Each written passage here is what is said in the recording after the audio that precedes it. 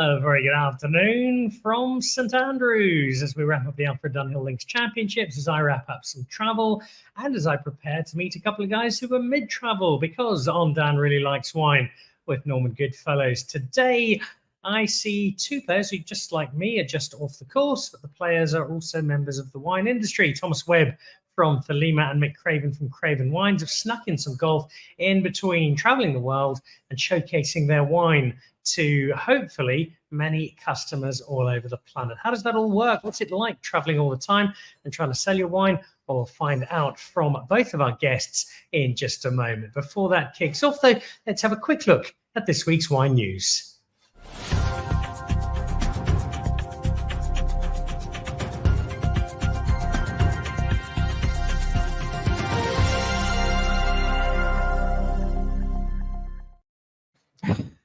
Coming up this month, another great collection in the Dan Really Likes Wine selections, the white and the red boxes. Those are available. I think some really good value. It's 1,500 rand the white box at 1,800 for the red. Wines that are a little older, a little rarer, varietals you might not be too familiar with, producers that are hard to get hold of, wine that I've curated that I really like, that I hope you like too. Interested? We'll jump on to the Norman Goodfellows website, sign up, and join the Dan Really Likes Wine monthly selection. We'd love to have you as part of it, and I think you'll discover some rather good South African wine. Also coming up is WineX, 30th, 31st October, 1st of November. Standard Bank and WineX coming together with Michael Fridjon and his team at the Sandton Convention Centre. It is a huge showcase of South African wine. It can be quite intimidating, so look out for some stuff coming up in the next week or two from Dan Really Likes Wine on how best to navigate and negotiate WineX to get the best out of it. What you need to do now, though, is get your tickets before they sell out. It does happen, so get over to WineX's website, get those tickets, and prepare to join 3 terrific days with some extraordinary South African wine. And then the Porcupine Ridge Pizzeria of the Year Challenge. And this is your chance to celebrate great homes of pizza in South Africa. Votepizza.wine is your website. Log on. There are the social media handles on screen as well. And what you can do is not only celebrate your favorite pizza joint, but also stand to win some really great prizes. Votepizza.wine. Get online. Find the pizzeria you think delivers the best pizza possible. It's always a furious argument as to who has the best pizza. And together with Porcupine Ridge, not only giving pizzerias across the country a thumbs up, but also the chance to win wine, the chance to win a pizza oven, as well as loads of great prizes. And we will be announcing the winners on Dan Really Likes Wine in early November. So here are my very special guests who, like me, are just off the golf course. Mick Craven. So before we talk about wine, let's talk about what we're really excited about today. Am I right? This is the first time you played the old course? Correct. And? It's not bad. It's a nice little track. It's not Milnerton in winter. Not Milnerton, no, but no, it's a phenomenal experience. Absolutely. Yeah. And I actually walked past early on. I think you were 4 ball in front of us. You had a long drive marker down. Didn't win it in the end, but there's clearly a golfer in there as well as an acclaimed wine salesman. Well, we were the first guys off the hole where there was a long drive, so we just had to hit the fairway, and we really had our name down there. But I'm pretty sure we weren't going to call that a prize game. That's for sure. But it's a really nice bonus that you both had to be able to get out here. I know you've been watching the tournament the last few days, but then getting out on the old course and taking a little break from something that sounds really glamorous. And I'm sure it is something you enjoy and it is good fun. But there's also a lot more work to it than people realize. And that's something almost everybody in the wine industry in South Africa has to do. And that's getting out, seeing the world, pounding the pavement and showing wine. Absolutely. I mean, it's no longer good enough just to have nice wine. You've got to be out there telling your story. You need to be motivating the salespeople. You need to be convincing people who actually aren't even aware that South Africa makes good wine, and getting them to sort of take the chance of putting it on the shelf. And so it is a tough job. But at the same time, it's kind of fun. You get to see lots of new cities. You meet lots of people, and you're sharing in a product that fundamentally everyone just enjoys. It's not like we're trying to sell car tires or anything like that. That's wine. Tell me about the way you put together a trip like this. You want to show Thelema wines. On one hand, you've got people who already sell the wine who you want to continue great relationships with and show some love to. But on the other, there are lots of places that are untapped. How do you strike that balance between the existing and the new? Well, you definitely have to fish where the fish are. So, if some people aren't interested in South African wine, there's no point in being there. But luckily, South African wine is getting an increasingly good reputation. So you just need to be in front of people, whether existing customers or potential customers. It's just out there ringing the bell or telling your story, and you've got to have a story. It's no longer good enough just to have a bottle of good wine. You've got to have some type of history, some type of meaning, some sense of place. But the cool thing is you can be a big winery, a small winery, a famous one, or a new one from an established area or from an unknown area. As long as you've got a story, people are interested. Of course, you've got a terrific story of an accountant being saved from a wretched life of numbers to make wine. Then there's the Craven story, which is the story of a South African rescuing an Australian and culturally lifting him to a brand new space. Correct. That storytelling has, I think, never been more important. If I look at time spent a month or so ago in America, where I'm walking into a bottle store and I'm seeing 10,000 bottles of wine, I go, what on earth am I picking here? I'm opening a wine list and there's dozens and dozens of different wines.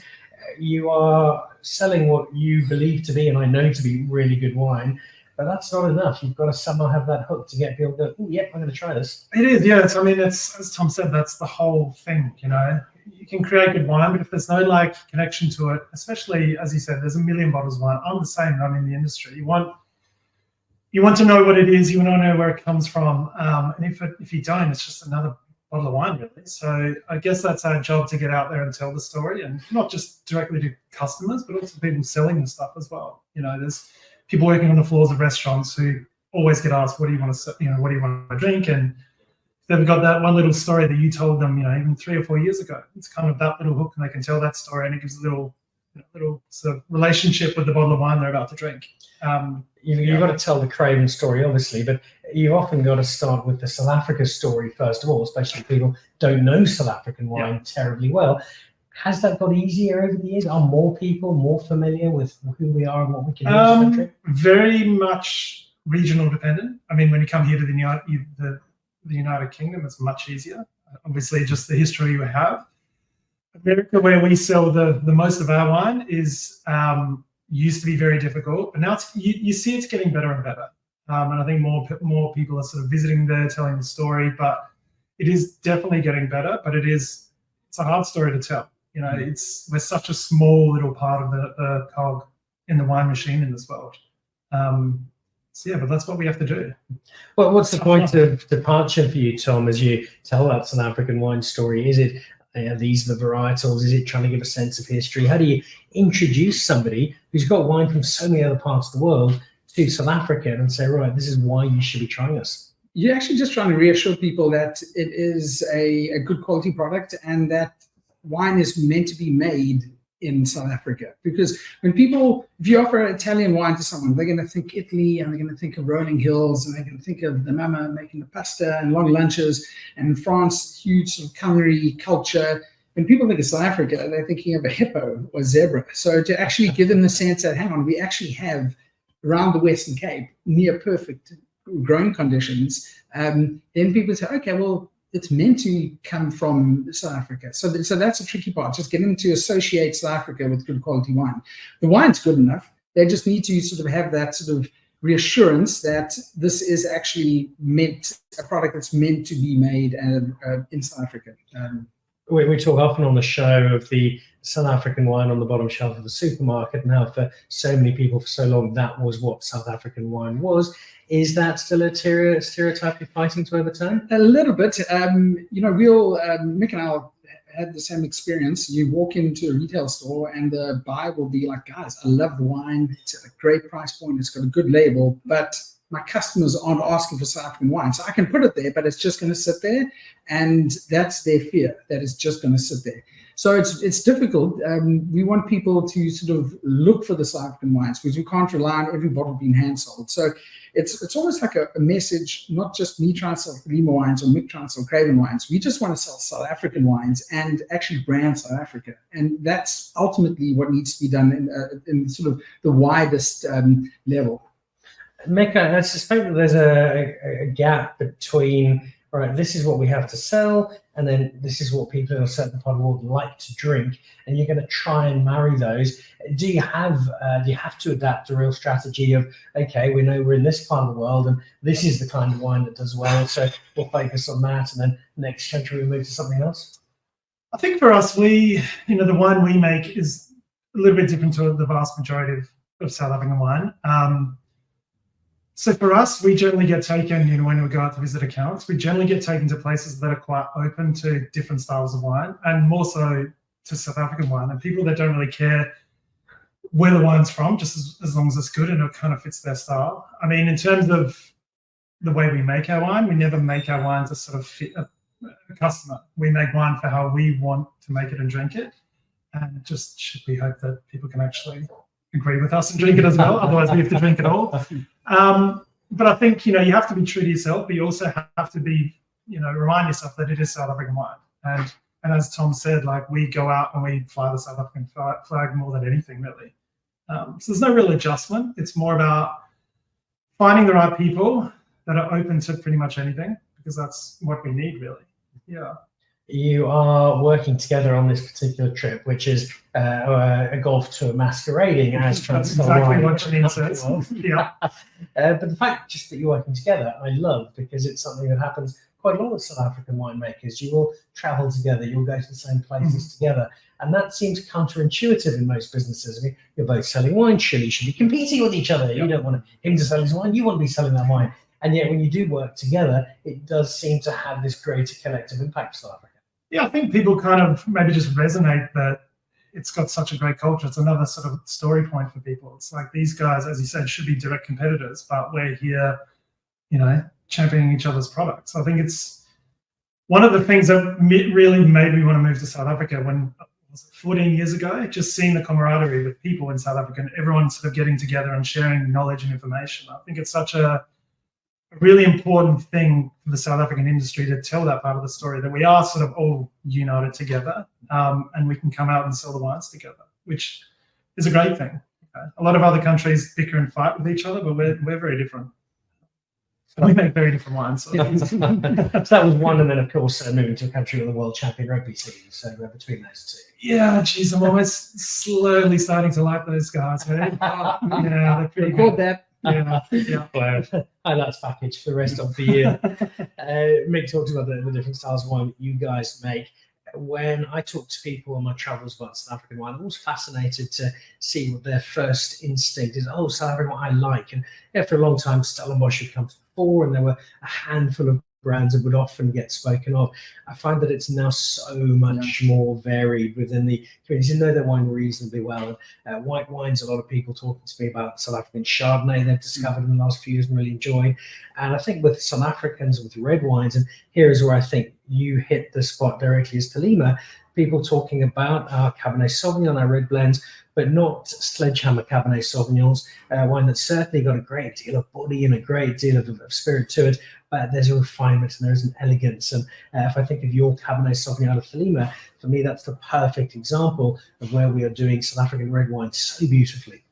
Yeah, I think we're fortunate the conditions we have in South Africa and for us, particularly in Stellenbosch, is that we're able to make these wines that have all that sort of old world elegance, sophistication, but they still have that little new world lift at the end there, the new world approachability.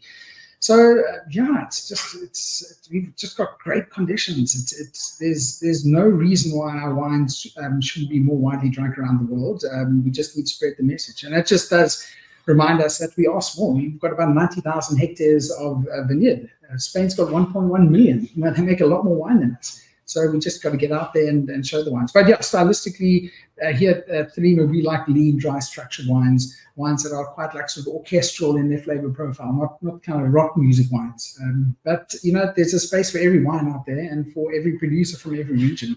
Just got to make sure that your style is put in front of people and they can sort of understand it and then ultimately enjoy it. Do you get a sense, when you travel, or when you say South African wine, there is a certain style or a certain band of varietals, a certain expectation of what you're going to get if you buy South African? I think so. I mean, people that obviously know South Africa in detail, they've got a wide spectrum of what they're expecting just because of their knowledge and their experience. But if you go to the person who doesn't have much experience, they will expect a new world style, if you want to call it that. Quite big, quite rich, quite plush.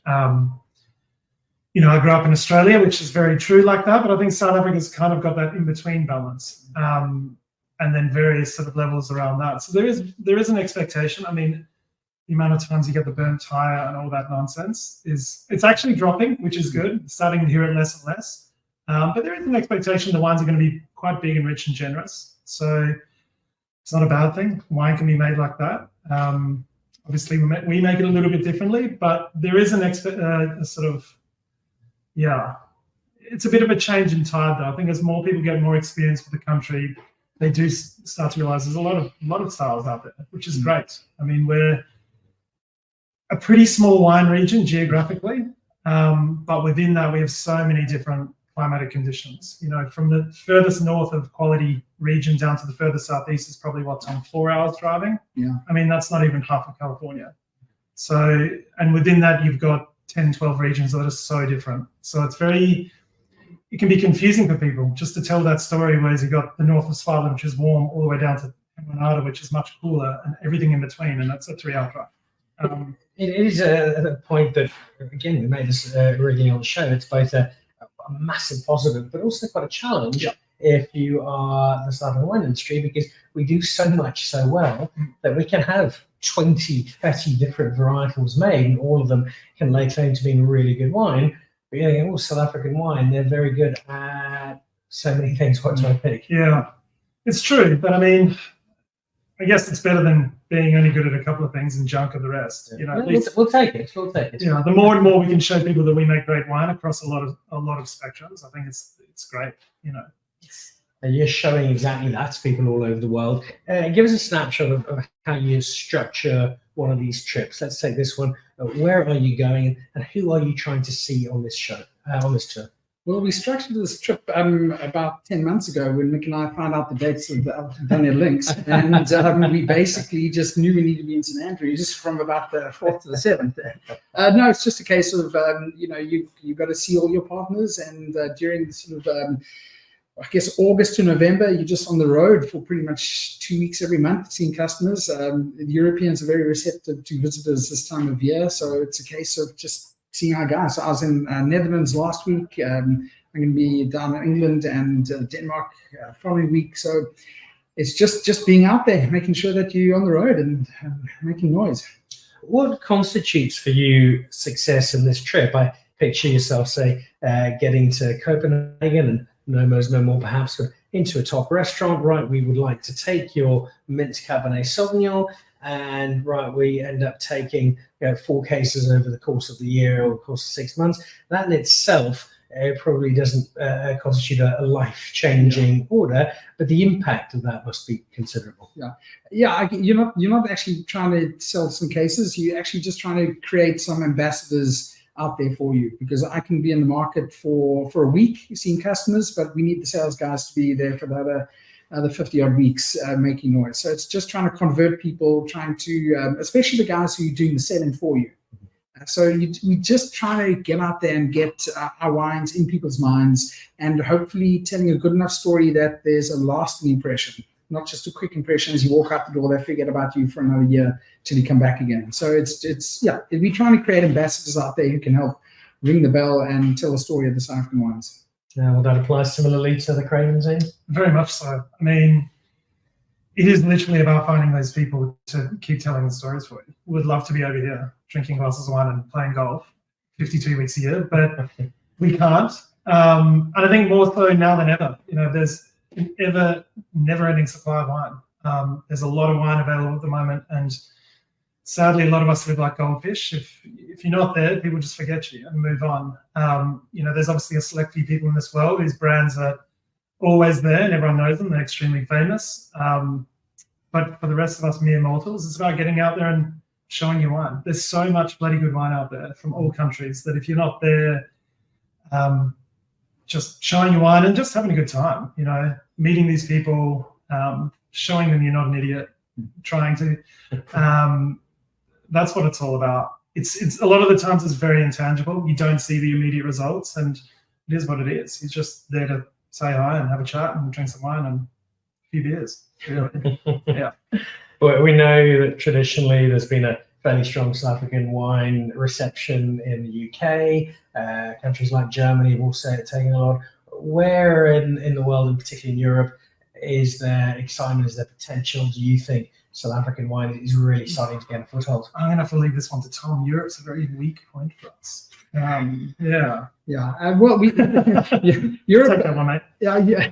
We lucky a lot of Europeans travel to Southern Africa for holidays, so they're familiar with the wines. So I think Europe is obviously going to be a big market, and it's a case of there you just need to sort of keep things fresh, just keep the wheel turning. I'd say the USA has got the biggest potential. I mean, it's the single biggest wine consuming country on the planet. They've got a massive middle class. So there's a lot of opportunity there. The problem is 70% of wine consumed in the US is domestic American wine. So if you can get in there and you can sort of make some noise and you can catch people's attention, you can do well. You always make an assumption that sort of like Africa is going to be a good market, but that relies heavily on the tourism side of things. So there's always good potential in Zimbabwe, Botswana, Kenya, Tanzania, because people are coming from all over the world and would like an African wine, and we pretty much only guys who can supply that. So there are a lot of opportunities out there, some easier than others.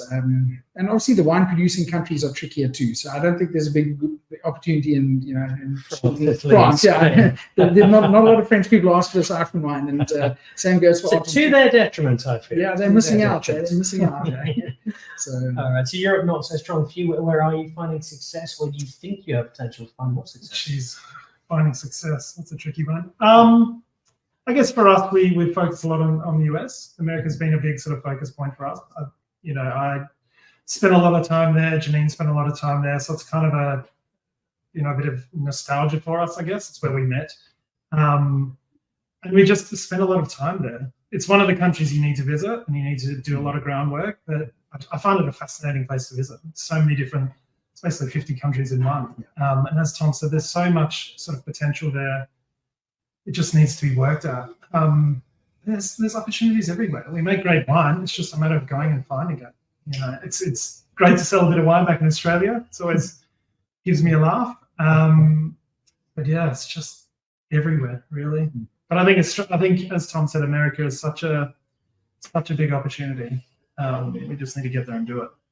You are able to do it, and you will be able to do it because you're both making exceptional wine. Before we wrap up, because I know you guys have got another 18 holes to get to, let's have a quick look from the Craven side. What's new and exciting on the wine front for you? What's new and exciting? We have just bottled the 24 Pinot Grigio Cinsault, which should be out soon. And there, for the first time in 6 years, will be a new wine for Craven coming next year. Are we allowed to know what it is yet? It is a red varietal. Starts with a G and ends in Grenache. Oh. Yes. Yeah, no, you're going to have to be careful. Yeah, so no, that's exciting. It's a vineyard that we were able to sort of help co-plant with one of our amazing growers, Mr. Dion Hubert, 7 years ago now. So it's been in the ground for a while, and we've been waiting for a while to get it going, and we're finally going to release it. 24. So that's exciting. That's probably that big news, I guess. Right. Breaking news on Dan Really Likes Wine, the Craven Grenache. You've still got some new stuff. Yeah, like on that theme, Thelema released a brand new wine in September, which is 100% Grenache, 2022 vintage. Copy. We were there for 22, 24. Well, we've had Grenache in the ground since 2007, and but it's taken us quite a while. It's been quite a tricky variety to get right. A lot of uneven ripeness, so we had to do a lot of work in the vineyards, reduce the bunch load. And also in the winemaking process, it's quite tough because it's quite a tannic variety. So we finally tamed it, and we're very excited about it. And it's a nice change. The traditional Thelema red wines are very lean, very savory. Grenache has just got a lot of life, a lot of spice to it. It's got a great juiciness. So it's probably going to be the next big thing in the South African wine industry because we've got the conditions for it. It's the right style. So watch your space for all South African Grenache. It's a really rising category. All right, that is exciting to hear. As it is exciting to spend a bit of time with both of you guys, and not where we would normally catch up. So thank you for interrupting your 36 holes at the old course. Can we do it? We should do it here every year. I think that's a good idea. Well, pencil it in for 2025. A new pair of Grenaches. Guys, enjoy the rest of the trip. And I think we say to you, and we say to all of our South African travelling salesmen, well, thank you, because you're selling more than just your own wine. In fact, you're selling more than South African wine. You sell a great South African story, and that's so important at a bigger level than just wine. So thank you for it. Enjoy the rest of the time in Scotland and the time coming up in England and in Sweden and the rest of the travels. And we'll see you back home with some world-class Grenache. Cheers, Dan. So there we go. Two top amateur golfers selling very little wine in between losing lots of golf balls around Scotland.